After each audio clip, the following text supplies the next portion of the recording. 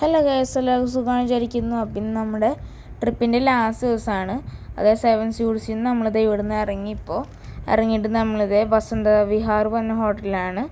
അപ്പോൾ അവിടുത്തെ കുറച്ച് സ്പെഷ്യൽ പോലത്തെയൊക്കെ ഉണ്ട് ഇവിടെ. ഓരോ മൈസൂർ പാർക്കും അങ്ങനത്തെ. ഞങ്ങൾ ഇവിടുന്ന് തൈര് വട മേടിച്ചു, പിന്നെ കേസരി മേടിച്ചു. നല്ല രസമൊക്കെ ഉണ്ടായിരുന്നു ഇവിടുന്ന്. ഞങ്ങൾ പൂരി നെയ് റോസ്റ്റൊക്കെ കഴിച്ചു. പിന്നെ ഗുലാബ് ജാമുൻ ഇവിടുത്തെ നല്ല സോഫ്റ്റൊക്കെയാണ്, നല്ല ടേസ്റ്റൊക്കെ ഉണ്ട് ഇവിടുത്തെ ഈ വസന്ത വിഹാരത്തെ.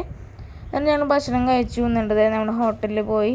എന്നിട്ട് ഞങ്ങൾ 7 സീറ്റ്സ് ഞങ്ങൾ പാക്ക് ചെയ്തു. എന്നിട്ട് ഞങ്ങൾ അങ്ങനെ ഓടിച്ചിട്ട് ഞങ്ങൾ പെട്രോൾ പമ്പ് എത്തി. അപ്പോൾ അവിടെ എത്തിയിട്ട് ഒരു സ്നാക്സിൻ്റെ കടയുണ്ടായിരുന്നു. അപ്പോൾ അത് അവിടെ ചെന്ന് ഞങ്ങൾ സ്നാക്സൊക്കെ കഴിച്ചു. ഞങ്ങൾ ഉച്ചക്കത്തെ ഭക്ഷണം കഴിച്ചിട്ടുണ്ടായിരുന്നില്ല. എന്നിട്ട് ഞങ്ങൾ പോവാണ്. പിന്നെ ഇവിടെ നിന്ന് കുറച്ച് ലോങ് ആണ് എന്ന് വെച്ചാൽ കുറേ ഉണ്ട് ഞങ്ങൾ പിന്നെ ഭക്ഷണം കഴിച്ചത്. അപ്പോൾ ഞങ്ങളിത് അവിടെ പോവാണ്. ഞങ്ങൾ പോണത് പാരീസ് ഹോട്ടലിലേക്കാണ് ഞങ്ങൾ പോകുന്നത്.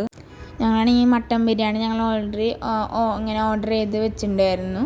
അപ്പോൾ വൈകുണ്ടായിരുന്നല്ലോ. അപ്പോൾ ഞങ്ങൾ കഴിക്കാൻ തുടങ്ങിയത് നമ്മുടെ ഇൻഡിപെൻഡൻസ് ഡേയുടെ മുമ്പായിട്ടുള്ള ഉണ്ടായിരുന്നതാണ്.